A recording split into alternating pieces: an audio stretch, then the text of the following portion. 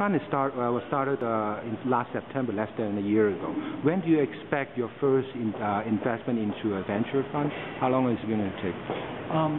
There's a lot of funds in front of us right now. In fact, at last count, we had over 35 that we were looking at.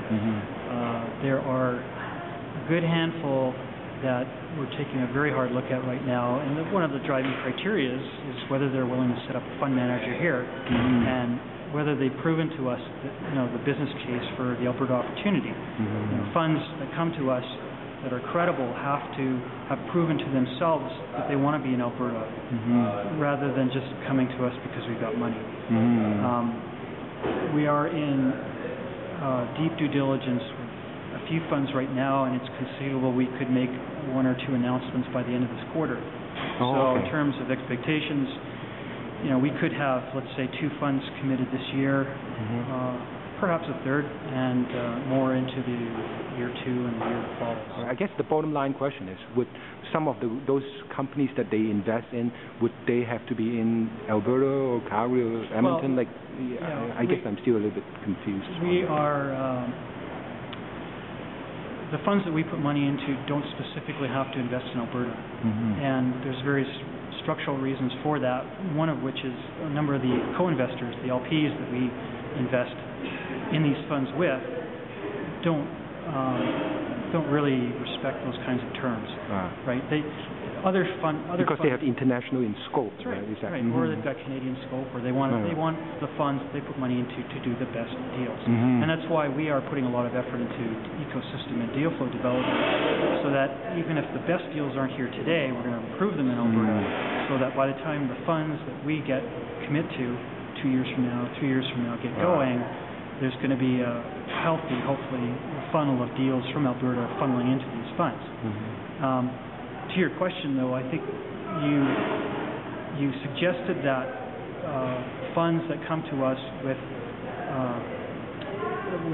the slate of Alberta companies, or slate of companies that are going to invest in, that doesn't work out. Doesn't work there. No, what we're asking companies to do funds to do is when they come to us and analyze the Alberta opportunity, is show that they've actually looked around, and then if they come to us with a list of firms they're aware of, that demonstrates that they've made the effort to find out who's operating here. But we don't expect them to come to us and say, well, here's the firms we're going to invest in. I see. It won't work. Right, of course, yeah. All we know, we need to know that they've proven the business case to themselves and to us, and then we need them once they're funded, we need them to go out and find the best opportunities. Right. So I guess 10 years out, let's say AEC stay for 10 years and you see it through 10 years. What would be a happy picture for you? Is it a vibrant VC community in Alberta? Tell me what picture do you want to see, if you can make it so. 3 things. One is, and this is an idealistic view, it could take longer, but the funds that we invest in, the venture capital funds we invest in, if they're able to go out for their second fund, and the fund that follows, and not need our money, that will be success. Right? I'm not sure if that's possible. It may be possible on the third raise. Either way. The second thing is that there are more and better startups. So startups that are aware of the funding, that are getting funding, and the real measure of whether we're getting better startups in Alberta is if they get funded by angels or these venture funds that come here. That'll be the ultimate test. The third thing is a healthy ecosystem, and what I mean by that is startups that have better boards, are better networked, are connected with angels and VCs, and there's in a sense all the friction has been reduced. So the challenges for startups to get connected to money, to get better mentors, to understand, to address global opportunities rather than just limited Alberta opportunities. If we can develop that will go a long way. Wow, that's a heck of a task, and I really hope that as an Albertan, as a Calgarian, to see this as a success. But now let me put you on the spot and ask you: have other jurisdictions in the States or anywhere else be able to duplicate or replicate the success of Silicon Valley, that kind of VC environment? This is a tall task. Yeah, when you look at that's a very good question. When you look at the success of other jurisdictions. Where you look at where the most successful venture funds are, top quartile, top decile fund managers, they're in the Valley. So if you look at Austin, Boston, Florida, wherever, Toronto, Ottawa, all these other communities can't match the Valley. And so there's historical reasons for that. The Valley got started much earlier, and what they've really done is built up a concentration, a critical mass. And what they've done over time is built up a repeat system of VCs and startup management teams.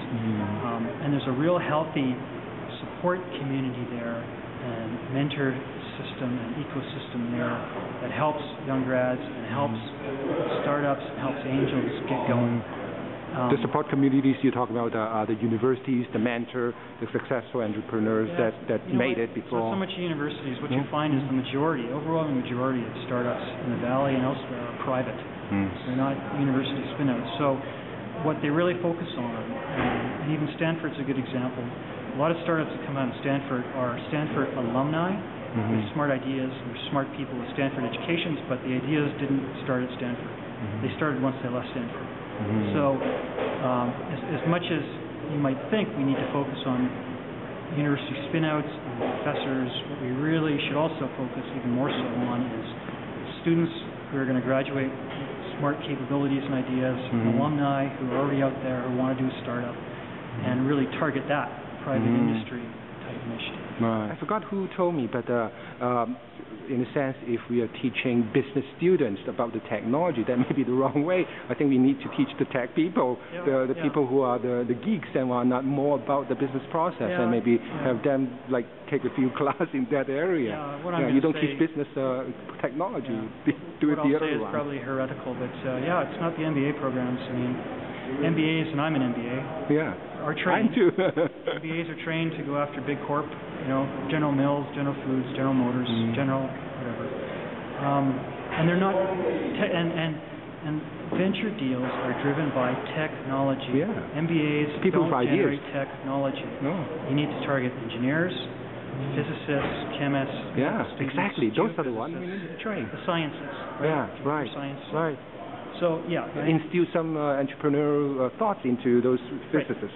So to address your question, part of the ecosystem programming that we want to address is to go after students in the science faculties, and as well as alumni who graduate of the science faculties, and instill entrepreneurialism, instill seminar programs on how to do a startup, how to write a business plan, what investors are looking for, how to find network, how to organize and manage a small startup, how to wear multiple hats in a startup, because you're going to have to do accounting, you're going to have to do some legal work, you're going to have to do a lot of other stuff. Know a little bit of everything, to start. I mean, part of what we've been doing is mapping out who's who, who's doing what, either from a government program point of view or private industry. We're specifically interested in finding out who in private industry is doing things that help startups directly, and we've started talking to university alumni groups about getting to their students and getting to their alumni on programs like this. And again, if you go to the Stanford Technology Venture Program website, you'll see that there's a seminar series they put out, and every week they bring in a heavy hitter from Coastal Ventures or from eBay or whatnot to just talk to the students, and that's something we want to get going on here. But we also want to set up more workshop series where students curious about how to write a business plan or how to present to an investor, for example.